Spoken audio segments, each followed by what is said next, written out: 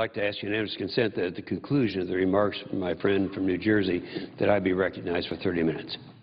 Is there objection? So ordered. The senator from New Jersey is recognized. Thank you, and I thank my colleague for his courtesy. Mr. President, while we are focused on issues here at home, and certainly we should be, there are incidences taking place around the world, and those of us who care about freedom and democracy and human rights, those of us like myself who sit on the Senate Foreign Relations Committee also have our focus on what is happening in other places in the world. And I come to the floor to talk about the violence and repression that continues in the country of Cuba, this time in a dramatic and brazen attempt to exercise power through fear and intimidation over those who want nothing more than to see the day when the people of Cuba are free, and against members of the international community. And once again, I'm forced to come to the floor to put a spotlight on what is happening inside of Cuba and all those who put their lives on the line for freedom and human rights around the world. The information we are receiving from both public reports and other information from Cuba concerning the circumstances surrounding the death of Oswaldo Payá, the island's most prominent and respected human rights advocate, is disturbing. It underscores the continued brutality and repression of the Castro regime, and it demands a response from the international community, as well as from ourselves as part of that community. The facts are, as we know them, that 50 pro-democracy activists were arrested and detained at the funeral of Oswaldo Payá. At a funeral. They were not demonstrating. They were not marching or carrying signs, not engaged in acts of civil disobedience of any kind. They were not violating any laws. They were attending a funeral. Hundreds gathered peacefully, family, friends, and those who want nothing more than a free and democratic Cuba were at a funeral mourning the death of their hero, Oswaldo Payá. But, Mr. President, the arrest and detention of 50 dissidents who were mourning the loss of a friend and loved one is not the whole story of how far this regime will go.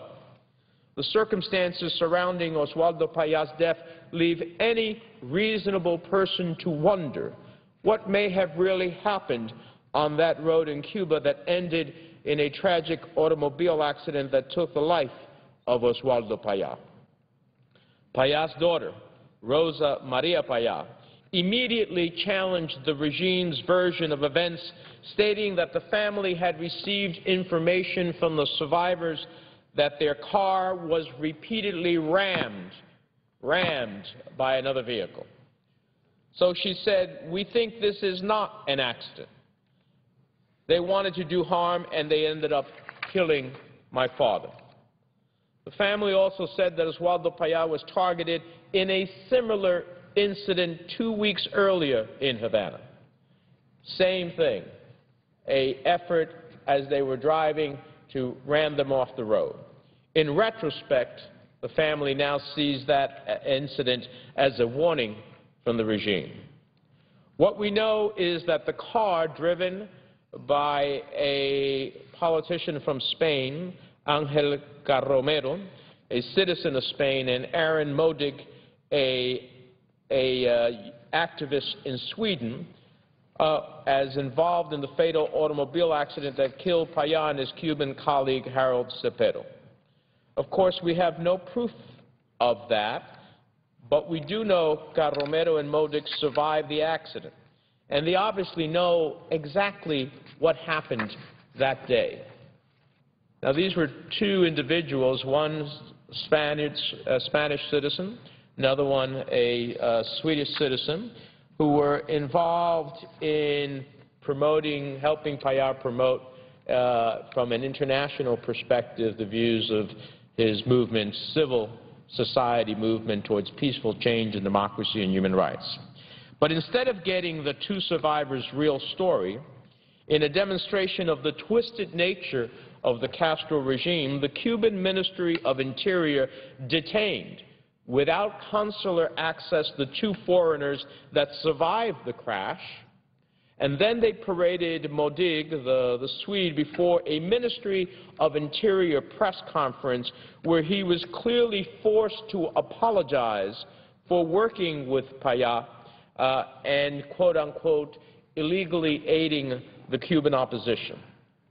The driver of the car, Carromero, the Spanish citizen, was less lucky than his Swedish colleague. It appears he will not be allowed to speak freely for years to come, courtesy of the Castro regime. They have formally charged him with vehicular manslaughter in the crash. And Carromero, like Modig, was forced to offer a mea culpa, which was made available in a video presentation hosted by Castro's nefarious Ministry of the Interior. The regime's logic has to boggle the mind of any reasonable person who cares about the rule of law. It's also my understanding that, according to reports from Cuba, that in a move typical of the Castro regime, Spanish diplomats were prohibited from seeing or meeting with Carromero until yesterday. Meanwhile, the grieving widow of Oswaldo Payá has expressed outrage and has rejected the Castro regime's official report regarding the death of her husband and the circumstances surrounding the accident, which has now blamed the accident on the actions of Ángel Carromero, who was driving the car. Payá's widow has said, and I quote, "Until I'm able to speak with Ángel or with Aaron, the last 2 people who saw my husband alive, have access to the expert reports, and have the advice of people independent of the Cuban government, I can have no idea what really happened that day." Mr. President, I can't be certain that the regime killed Oswaldo Payá, but the circumstances of his death are highly suspicious, and there is no question that the regime had motive to kill Oswaldo Payá. Payá was one of the most prominent opponents of the Castro dictatorship, a Catholic activist who founded the Christian Liberation Movement in 1988. He is best known for the Varela Project, a petition drive he launched in 2002 that called for free elections and other rights. That drive led the Cuban government to adopt a constitutional amendment making the communist system in Cuba irrevocable. It followed that with the 2003 Black Spring, which arrested 75 of the most prominent Cuban activists in that year. Payá had become the most known, most visible face of Cuba's peaceful opposition movement.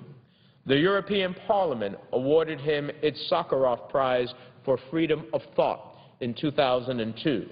And that year he was also nominated for the Nobel Peace Prize by hundreds of parliamentarians in a campaign led by his friend Václav Havel, the Czech Republic president. Payá was determined that Cuba and Cubans should enjoy the benefits of freedom and democracy, and he committed his life to that cause, and he may very well have lost his life to that cause. Mr. President, we cannot continue to turn our backs on those inside of Cuba struggling in peaceful ways to promote democracy and human rights. We cannot allow the violence and the repression, the brutal detentions to continue without consequence. We cannot allow innocent members of the international community to be brutalized and victimized by the Castro brothers so they can hide the truth without the international community standing together and holding them accountable for their repressive and illegal actions. Will the Castro regime stop at nothing to repress the rights of its people? Can we turn our backs on the rule of law, on the Cuban people, on the facts of this case, on Mr. Carromero, or can we once again have that wink and nod and say, oh, well, you know, it's been over 50 years, things are changing for better in Cuba, and we should let bygones be bygones, as people languish in jail, as people die at the hands of the regime, as we see the hunger strikers who give up their life because of the brutality that they're facing. to try to rivet the world's attention in this regard. We should permit, some say, we should permit Castro's hooligans to parade across our nation, which we seem to give visas to, spewing lies while an American, Alan Gross, sits in a prison simply because he brought some communications equipment for the Jewish community in Havana to be able to collaborate and to inform each other. That was his crime. He's now been in prison, a United States citizen, for 2 years, languishing in Castro's jails, not to mention thousands of Cuban political prisoners who suffer in Cuban prisons. As I have said on this floor over and over again, to me, the silence is so deafening from so many of our colleagues. They may have a different view than I do as about how do we promote democracy, but I don't hear them speak out about these human rights abuses, about the deaths in Castro's prisons, about those who can get knocked off the side of a road and killed. And the silence in that respect is deafening. So there are some of us who are committed to making sure that silence is broken. Today I'm asking my colleagues to join me in sending a letter to Ban Ki-moon, the Secretary General of the United Nations, demanding that the United Nations and the Human Rights Council immediately undertake a full and thorough investigation of the circumstances surrounding Oswaldo Payá's tragic death and the detention of Ángel Carromero. We must demand the truth about these tragic events that took the life of Cuba's most devoted human rights advocate. I hope our colleagues will join us in that respect. We have supported democracy movements around the world. They have often made a big difference, from Václav Havel, Lech Walesa, Soviet Jewry, Alexander Solzhenitsyn, and so many others. When we side on behalf of those struggling against repressive regimes for democracy and human rights, it makes a difference. It can make a difference in this regard as well. And I am hoping that our colleagues will join us in helping break the silence. On behalf of the memory of Oswaldo Payá and on behalf of all of those who lose their lives every day or their liberty simply because they peacefully choose to ultimately try to change the nature of the country in which they live. It is something that America should be a beacon of light for, something that I hope we can shine very brightly, and in doing so, create a protective element to those who are peacefully trying to create change inside of Cuba. We should do no less. With that, Mr. President, I yield the floor. Senator from Oklahoma.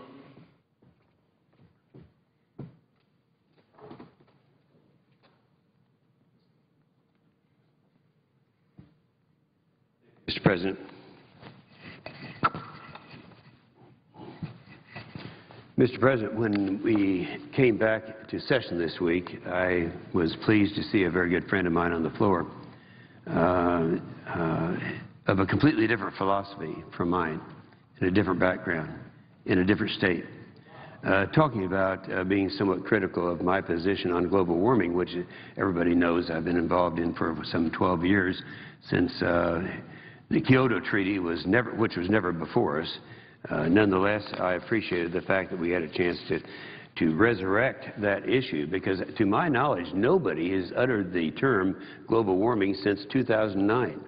It's been completely refuted in most areas, but I was pleased to hear my good friend from Vermont talking about it, because he and I have a very honest relationship with each other, but a total disagreement.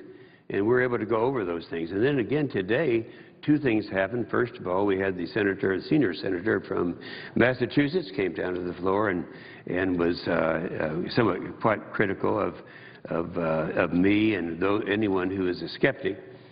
I think it's important to realize that, to understand, so you understand when we're talking, what we're referring to, those people who really believe that the world's coming to an end because of global warming and that's all due to man-made anthropogenic gases. We call those people alarmists. Those people like myself who has looked at it very carefully and have come to the conclusion that that isn't happening. and that the fact that, or the assertion that global warming is occurring today, and it's occurring because of the release of CO2 and anthropogenic gases, methane, and such as that. That's not those people are, it's really a hoax, which I said way back in 2003, and this became quite a charge to a lot of people. A hoax that is the fact that all this is happening is due to man-made gases. I really believe is the greatest hoax ever perpetrated on the American people. And as a result of that, a lot of people are trying to do things to this country that are detrimental. So I want to cover a couple. And then, by the way, we also had this morning, it was really enjoyable. This is the first time since 2009 that the Environment and Public Works Committee has had a hearing on global warming, on the science or the lack of science behind global warming. So I was delighted to see all these things resurrected. And I know it's not proper to talk about your own books on the floor, and I don't do it, except I have to do it because it was mentioned by some of my adversaries, my book that was called The Greatest Hoax. Things were taken out of this book, and so I had to defend them. So let me just mention, if I can, in this fairly short period of time that I have, I think it's only 30 minutes, some of the things that were stated, first of all, on the floor by the senior senator from Massachusetts, then make some comments about the hearing this morning. I think it's very, in fact, I'm glad it's coming to the surface again.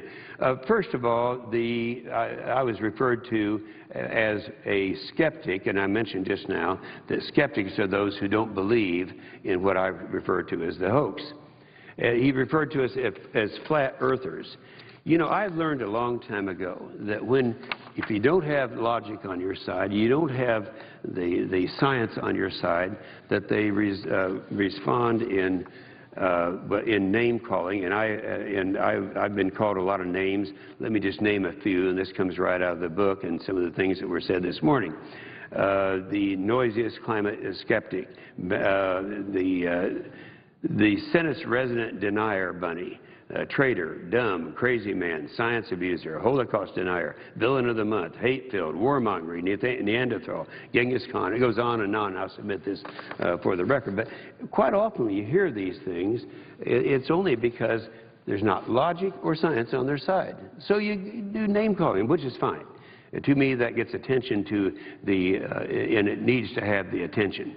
The second thing, one of the other things that came out this morning, the statement was made by the senior senator from Massachusetts, and I'm quoting now, I believe.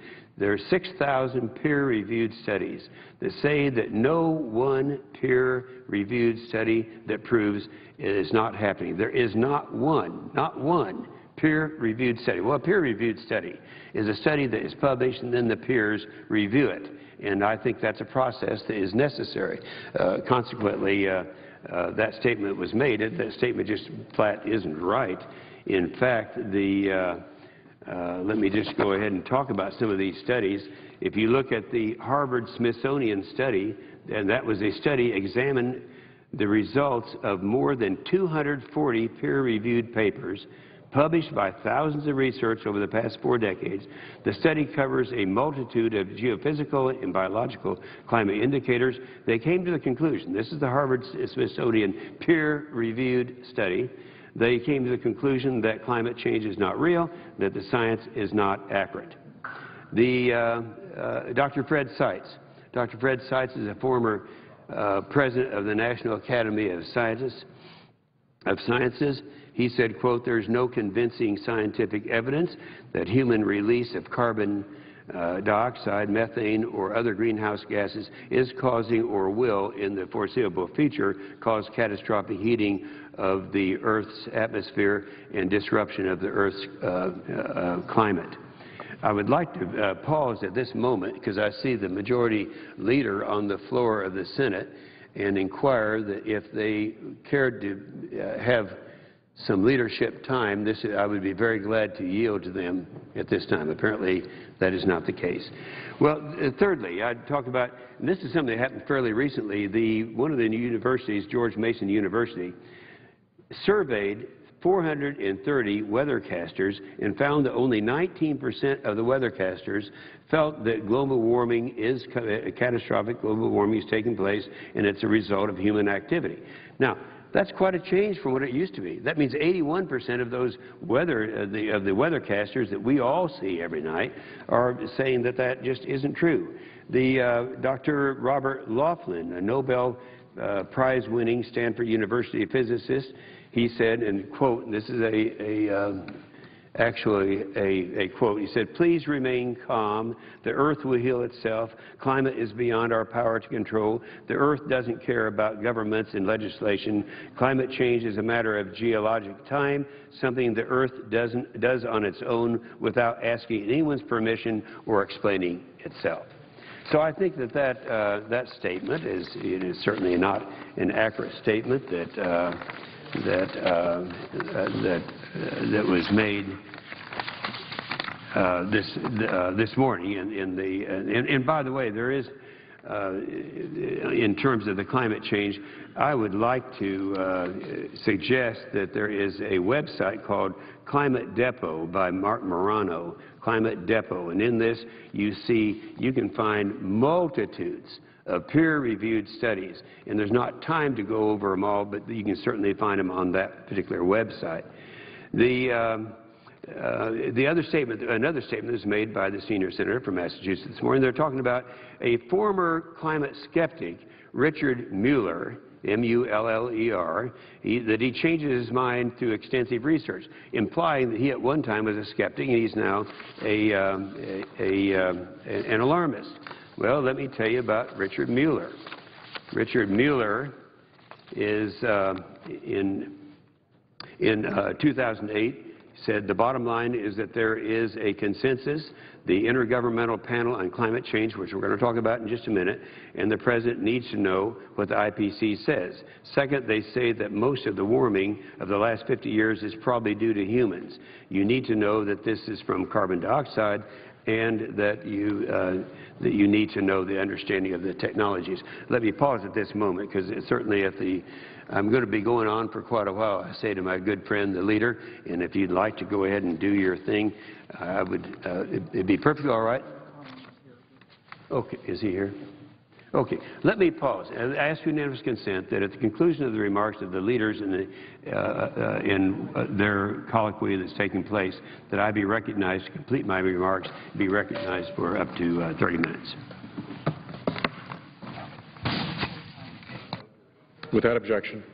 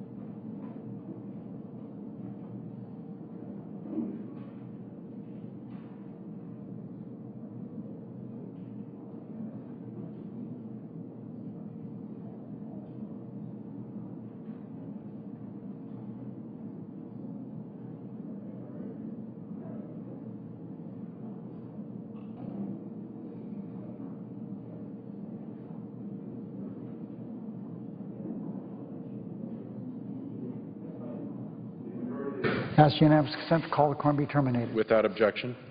Mr. President, we're about to do something really important here in the Senate. It would increase U.S. textile exports to Central American countries. It would promote development and economic stability by creating jobs in the poorest African countries. And it would extend U.S. import sanctions on Burma, which my friend, the Republican leader, will speak more about.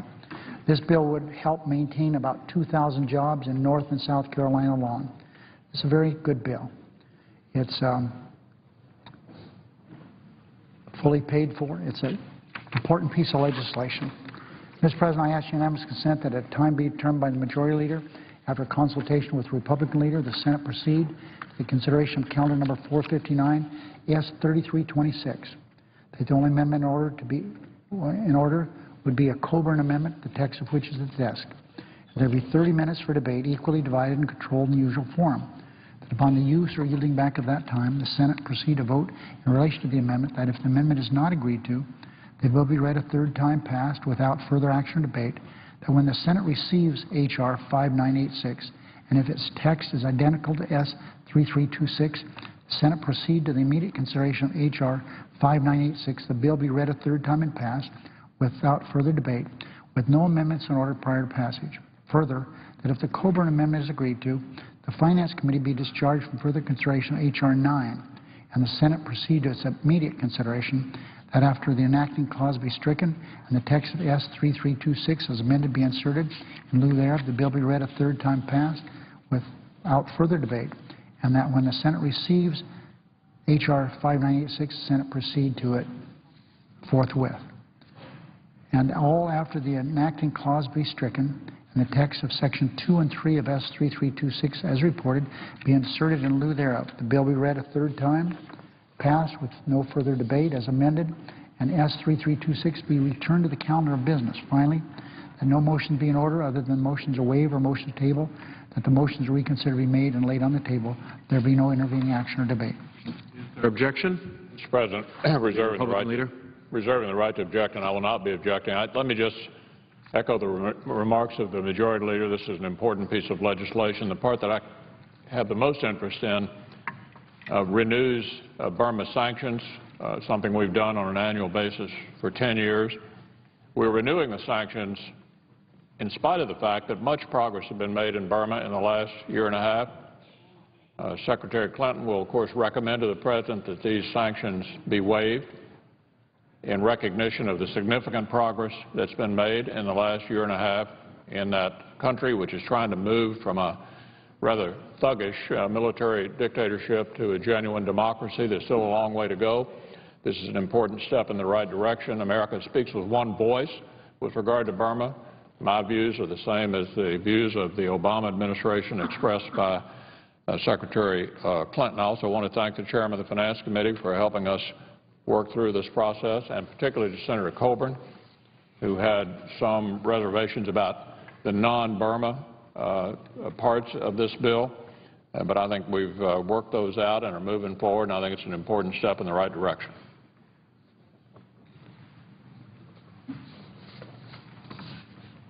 Without objection, then, it is so ordered.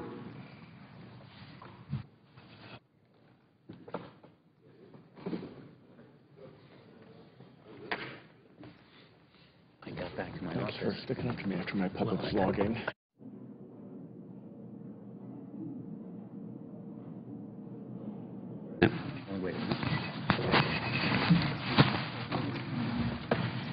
Mr. President. Senator from Oklahoma. Mr. President, I ask unanimous consent that the record reflect my remarks without the interim interruption. That will be done without objection. Unanimous consent that I be recognized again to continue my remarks for up to 30 minutes. The senator from Oklahoma is so recognized. Okay, Mr. President, prior to this very significant announcement that was made by both the majority and the minority leaders, I was talking about responding to the speech that was made on the floor this morning by the senior senator from Massachusetts. And I think the main thing I'd gotten across at that time was the assertion that was made that there are 6,000 peer-reviewed studies that say not one peer-reviewed study that proves that global warming is not happening and that the anthropogenic gases would be the cause of it. Well, that is simple. I know it was not the intention of the senior senator from Massachusetts to say something that was factually wrong, but I did read several peer-reviewed and referred to a website, climatedepot.com, for more if anyone is interested in that. The second thing I was about ready to talk about was the fact that the senator from Massachusetts, and then again in the hearing this morning, Richard Mueller was referred to several times as being a former skeptic that converted over to an alarmist. And I suggested, and I read something to show that, in my opinion, he never was a skeptic. But I'd like to go ahead and make some comments about Richard Mueller because he's the only one. If you go to my website, you'll find about 1,000 scientists that have come around and said, no, this assertion that we're having catastrophic global warming and it's due to anthropogenic man-made gases is not correct. Well, Richard Mueller is not among that list. He is not one that I had listed. However, when they say that he is the one and make such a big issue out of him, I would just like to quote a couple of people about their expressing themselves on the credibility of Richard Mueller. Professor Judith Curry, a climatologist at the Georgia Institute of Technology, stated that way over simplistic and not at all convincing in my opinion, talking about the comments by Mueller. Quote, I don't see that their paper adds anything to our understanding of the causes of recent warming. Now, that is the paper that was submitted by Richard Mueller. Roger Pelkey, Jr. had said something about the bigger issue is how the New York Times let itself be conned into running Mueller's op-ed piece. Michael Mann, remember, he's the guy that started this whole thing after the United Nations started putting it together. He had the hockey stick thing that's been totally discredited.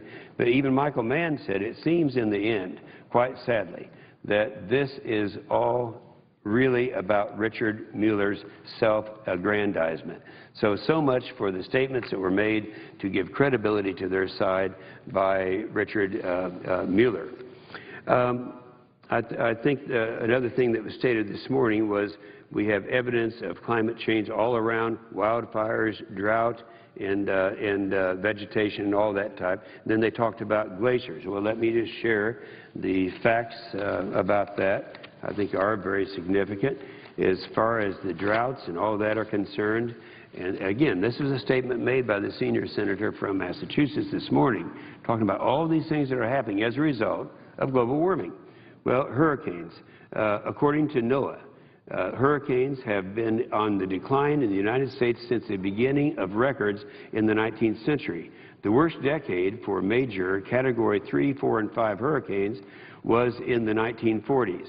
The geophysical research letters since 2006, global tropical cyclone energy has decreased dramatically to the lowest levels since the late 1970s.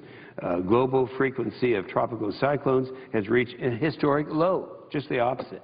Tornadoes, NOAA, scientists reject global warming linked to tornadoes. Quote, no scientific consensus or connection between global warming or tornadic activity. Droughts, he talked about droughts this morning.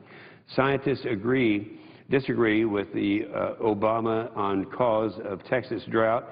This is not a climate change drought, Dr. Horling, a NOAA research meteorologist, said, and they further said that severe droughts in 1934 covered 80% of the country compared to only 25% in 2011. The statements that were made about the Arctic and about Greenland this morning. If you look at the November of 2007, peer-reviewed, I stress, peer-reviewed study conducted by a team of NASA and the university experts found cyclical changes in ocean currents impacting the Arctic.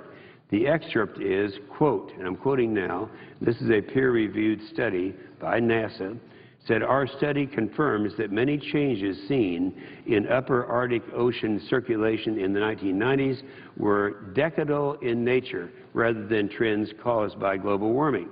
In 2011, 2011, this is NASA again, sees 9,000 Manhattans of Arctic ice recovery since the low point in 1970. Let me explain what that means. When you talk about the Manhattan Arctic recovery, they take Manhattan because that's something that people can identify with and see, and then they relate that to the recovery of ice. In this case, this is, again, from NASA. In 2007, there are 9,000 Manhattans of Arctic ice recovery since the low point in 2007. Now, this study was 2011, so that means the low point was actually below that, and it's been decreasing since that time. That's the Arctic. The Antarctic, there's a 2008 peer-reviewed paper in the American Geophysical Union. It found, and I'm quoting now from that peer-reviewed paper, a doubling in snow accumulation in the western Antarctic Peninsula since 1850. A paper published in the October Journal of Climate examines the trend of sea ice extent along the East Antarctic coast from 2000 to 2008 and finds a significant increase of 1.43% per year. In Greenland, let's talk about Greenland. I always remember, I had occasion, one of the things that I've been interested in is aviation. I've been an active pilot for, I guess, 60 years now. And the occupier of the chair is fully aware of this because he and I together were able to pass through the Pilot's Bill of Rights, the first time that an accused pilot has access to the judicial system. But as the occupier of the chair is fully aware, I had occasion to fly an airplane around the world one time, and emulating the flight of Wiley Post when he went around the world. It was an exciting thing. It was one of these things you're glad you did because you never want to do it again. It was kind of miserable at times. Anyway, I remember coming across Greenland. Following Wiley Post, I started in the United States, went up to Canada, then across to Greenland, to Iceland, and back to Western Europe, and across the Siberia. But in Greenland, they're still talking about up there what it used to be like in Greenland when they'd gone through this melting period, and everyone was up there. They're growing things. They're ecstatic up there, talking about the great old times. Then, of course, the cold spell came along, and it got much colder, and it was much worse. Now, the IPCC in 2001 covers this. They said to melt Greenland ice sheet would require temperatures to rise by 5.5 degrees Celsius and remain for 1,000 years. The ice sheet is growing 2 inches a year. That's Greenland. They were just talking about this morning in Greenland, all these. In fact, they talked about it during this hearing, too. Let me mention this IPCC and remind everyone of something that people tend to forget. The IPCC is the Intergovernmental Panel on Climate Change. It was put together by the United Nations a long time ago. It all started in 1992 and down in Rio de Janeiro. They had their big gathering down there to try to encourage everyone to pass the Kyoto Treaty. Well, the Kyoto Treaty was never even submitted by the Clinton-Gore administration, although Gore went down to this big meeting in Rio de Janeiro. They had a wonderful time down there. At that time, they're saying the world's coming to an end, so we've got to pass the Kyoto Treaty to stop all of that. Well, it's the IPCC that I'll be very critical of, because that is the science on which all of these things are based that we're dealing with today. So much for these things that were stated in terms of the disasters and the droughts and all this, these problems. The next thing that he talked about was, and I've already talked about Greenland.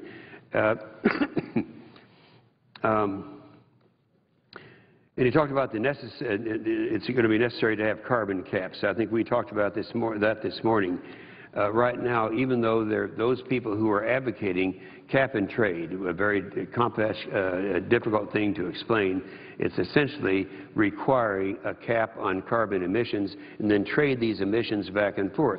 Well, that's something that they don't talk about anymore because that's been completely discredited. Now they're talking about a carbon tax. I think that was mentioned this morning. The avoidance of responsibility has to stop. We have been waiting for 20 years, quoting again the senior senator this morning from Massachusetts, we've been waiting for 20 years now while other countries, including, in other words, China, are stealing our opportunities. Put that chart up, will you? let's talk a little bit about China.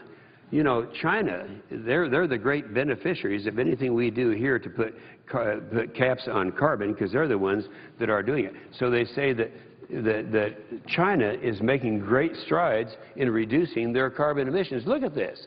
The green line there is China. This is in emissions, billions of tons of emissions. And it starts down with 2, just a little bit over 2.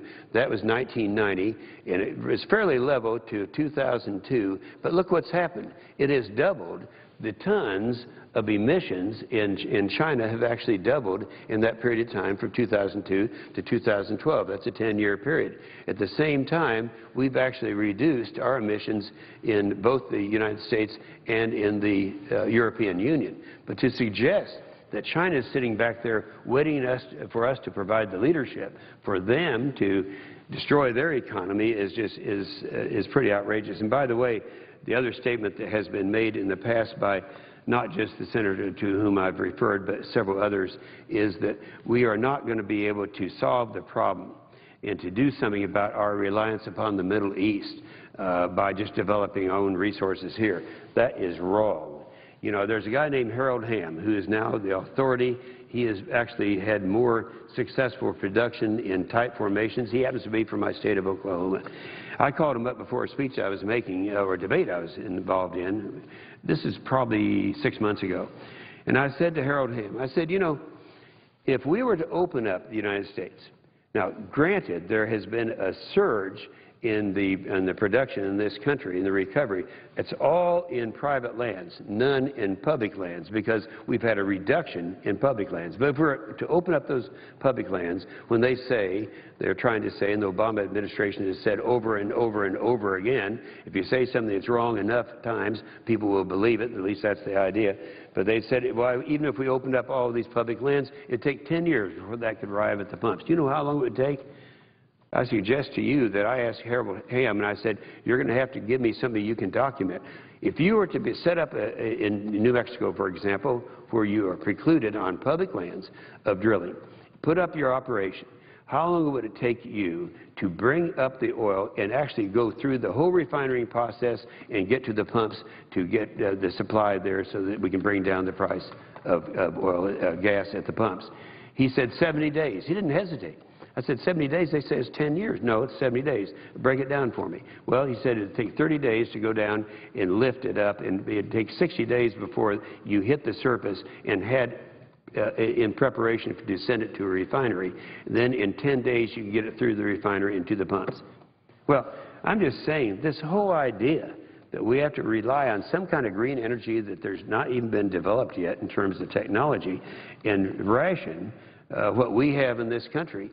I mean, this administration, the Obama administration, has had a war on fossil fuels since before he was elected president of the United States.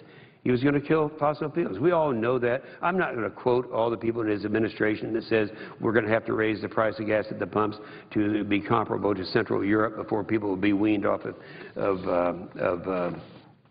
fossil fuel, because I think people know that now. This morning, it was kind of interesting. We had the hearing this morning, and one of the witnesses was a Dr. Field. It was, well, I don't get his first name. He was a witness this morning. Do you remember his first name? Christopher? Christopher Field. He was one of the witnesses for the other side. And he made a lot of statements, and it was kind of interesting because there is an article that was sent out written by Roger Pilkey, Jr., who is a University of Colorado Boulder. He was actually on the IPCC at one time, but he's one of the authorities who disagrees with me. But he talked about how wrong Dr. Field was. He said, and I'm quoting now, this is not me talking, this is Professor Roger Pilkey, Jr., he said, as the U.S. copes with the aftermath of last year's record-breaking series of $14 billion climate-related disasters and this year's massive wildfires and storms, it is critical to understand that the link between climate change and the kinds of extreme that lead to disasters is clear. Well, what did he say this morning? He said Field's assertion that the link between climate change and disaster is clear, which he supported with reference to U.S. billion-dollar economic losses, is in reality scientifically unsupported by the IPCC, period. That was the response to the assertion that was made this morning. Another one that was made this morning was a report. Field said a report identified some areas where droughts have been becoming longer and more intense, including southern Europe and West Africa, but others where droughts have become less frequency, less intense, and shorter. This is what he said in response to that. Again, this is Dr. Roger Pelkey, Jr. Just today, this is today's paper that he published. Field conveniently neglected in his testimony to mention that one place where the droughts have gotten less frequent, less intense, or shorter is the United States. Why did he fail to mention this region, surely of interest to the senators, the United States senators, myself included, that were on the panel? The third thing he mentioned, he said on NOAA's billion-dollar disasters, Field said the U.S. experienced $14 billion disasters in 2011, a record that far surpasses the previous maximum of 9. What he said about that is Fields said nothing about the serious issues of NOAA's tabulation.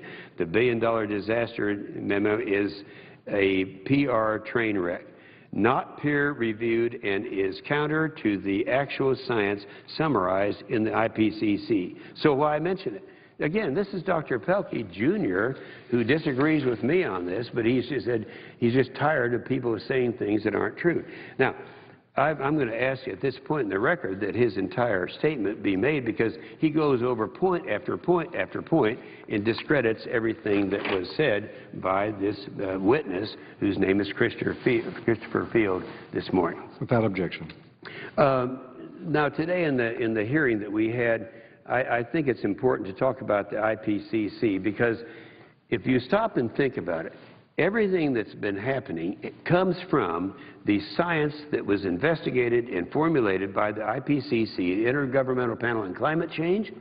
That's the United Nations. And of course, in my book, I talk a little bit about that, but I can't mention that at this time. I don't think it'd be appropriate. But at today's hearing, we talked about the IPCC. And you got to keep in mind that when cap and trade failed, when they were unable through about 5 or 6 different bills to have cap and trade, keep in mind cap and trade through legislation would cost the American people between $300 and $400 billion a year. But when that failed, then we had something happen in December of 2009. 2009 was in Copenhagen, was a big United Nations party. You got to understand it. The United Nations has this big party every year, and they invite all the countries around the world to come up there and testify that global warming is happening, and they're going to do something about it. I remember one time, and this is back when it was in Milan, Italy, and I saw one of my friends from well, actually, he's from Benin in West Africa. And I said, what in the world are you doing here? You know better than this in terms of global warming. He said, yeah, this is the biggest party of the year. This is the big party that we're here. And besides that, we in West Africa, if we agree to go along with this, we're going to get billions of dollars from the United Nations, from those countries that are in the developed nations. And so that's what was happening. Anyway, another big party was coming up in Copenhagen in 2009. And I observed that at that time, let's see, I think Senator Kerry had gone over, Hillary Clinton had gone over, Barack Obama, I don't believe he had been there, Nancy Pelosi was there, and several others were there, and they were telling all these countries, don't you worry about it, because we in the United States of America are going to pass cap and trade legislation this year. So I went over and I said I'm going to go over as a one-man truth squad to let them know the truth, and I did. I went over there and told them, the 191 other countries there, that we're not going to pass cap and trade. It's dead. It's gone. It doesn't have its chance. They can't get a third of the Senate to support it. Well, anyway, right before I left, we had one of my favorite liberals, Lisa Jackson. I really like her. She's Obama's appointee and nominee and is now the director of the Environmental Protection Agency.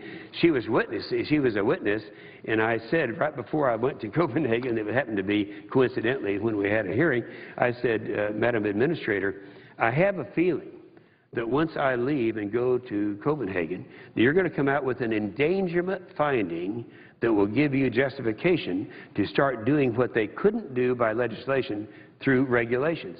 And I could see a smile on our face. I said, when you do this, it's got to be based on science. What science are you going to base this on? She said, well, the Intergovernmental Panel on Climate Change will be the major thing that will do it. And so, sure enough, that's exactly what happened. Well, the interesting thing, I mean, you talk about poetic justice, Mr. President. This could not have happened if I had planned it. But I remember of going over it, and as she made this declaration, that we now are going to be able to do through regulation, which they're trying to do right now, what we couldn't do through legislation because the people of America have spoken through their elected representatives in the House and the Senate and have denied us the opportunity to do cap and trade, so they do it through an endangerment finding that was based on the IPCC. Well, what happened after that was what I call the poetic justice, and that is ClimateGate occurred. I had nothing to do with it. When it happened, I got to thinking, all the speeches I've made in the previous 10 years on the floor of this Senate were speeches saying exactly the same thing, that they were cooking the science and it was not real what they were saying. And so let me just mention a couple of things that we mentioned this morning. I read several of the editorials that came out after ClimateGate. After ClimateGate, the New York Times editorial. Now, keep in mind, the New York Times has always been on the other side of this issue. They said, given the stakes, the IPCC cannot allow more missteps and, at the very least, must tighten procedures and make its deliberations more transparent. The panel's chairman is under fire for taking consulting fees from business interests.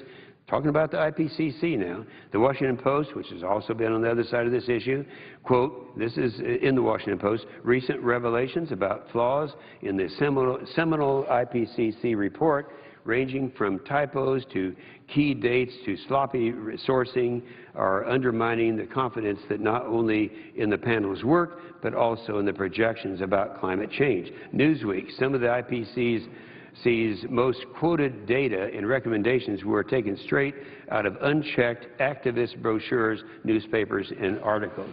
And I several times have talked about ClimateGate. I remember Christopher Booker of the UK Telegraph said ClimateGate is the worst scientific scandal of our generation. Clive Crook of Financial Times said the stink of intellectual corruption is overpowering. The prominent physicist from the IPCC said the ClimateGate was a fraud on the scale I have never seen. Another UN scientist bails, and this is an article by a UN IPCC coordinating author, Dr. Philip Lloyd. He calls out IPCC fraud. The result is not scientific. Newsweek, once celebrated climate researchers feeling like used car salesmen, some of IPCC's most quoted data and recommendations were taken straight out of unchecked activist brochures. The Clive Cook of the Atlantic magazine, he said, speaking of the IPCC response, I had hoped, not very confidently, that the various ClimateGate inquiries would be severe. This would have happened a first step toward restoring confidence in the scientific consensus. So everyone is in agreement that this is what ClimateGate was all about. And why I'm spending so much time on this is because this is the science on which all of these things that started since Kyoto was not put together. By the way, I think the senator this morning on the floor commented about the Kyoto Treaty. Let's keep in mind, the Kyoto Treaty was back during the Clinton-Gore administration. They were strongly in support of it. They went down to, or Vice President Gore went down to the summit that they're having in Rio de Janeiro and signed the treaty, but they never submitted it to the United States Senate. You know, to become a part of a treaty, it has to be ratified by the United States Senate. It never was. And so they never did send it here, and that is one of the things that people need to understand, that there is a reason that it never was submitted. Well, I would only suggest a couple of other things that are in the remainder of the time that I have that I think are significant and worthy of bringing up. One would be the one weather event. The thing that we're hearing more about right now than anything else is that it's been a very hot summer. I remember on Monday, my wife had called me up and said, in Tulsa, it's 109 degrees today. And so I was joking around with my good friend from Vermont, in whom we disagree with each other, but he is a good friend. Sure, it is hot. We've had, but on the one weather events, that is the one thing, and this is so important that people understand this. The one thing that scientists all agree on is that one weather incident, or the difference between weather and climate. Weather is not climate. Roger Pelkey, Jr., I quoted him a few minutes ago, a professor of environmental studies at the University of Colorado. He said, over the long term, there is no evidence that disasters are getting worse because of climate change. Judith Curry, chair of the Georgia Institute of Technology School of Earth and Atmospheric Sciences, said, I have been completely unconvinced by any of the arguments that attribute a single extreme weather event, a cluster of extreme weather events, that's what we're having now, or statistics of extreme weather events to anthropogenic forcing. Is just not true. Miles Allen, head of the Climate Dynamics Group at the University of Oxford, Atmospheric, Oceanic, and Planetary Physics Department, quote, when Al Gore said that scientists now have clear proof that climate change is directly responsible for the extreme and devastating floods, storms, and droughts, my heart sank. And even, I would say, Rachel Maddow, who has an MSNBC, is considered to be one of the really outstanding liberals. She's in my group of my four favorite liberals, I have to say, because I've been on her program and I have enjoyed it. She has a guy called Bill Nye, the science guy, and he agrees that some of these weather events have nothing to do with global warming. The other thing that I made a little note of here that came up this morning was that they said there's no evidence on cooling. Well, I think it's important to talk about that a little bit because a prominent Russian scientist that may be made a part of the record said, we should fear a deep temperature drop, not catastrophic global warming. Warming had a natural origin. UN fears more global cooling cometh. This is an IPC scientist. Warns the United Nations we may be about to enter one or even two decades during which cooling takes place. And for the record, I ask that all of these be placed in the record, showing that a single weather event has nothing to do with climate. Without objection. But I do think it's important to bring this up because this is happening right now, and all of a sudden, after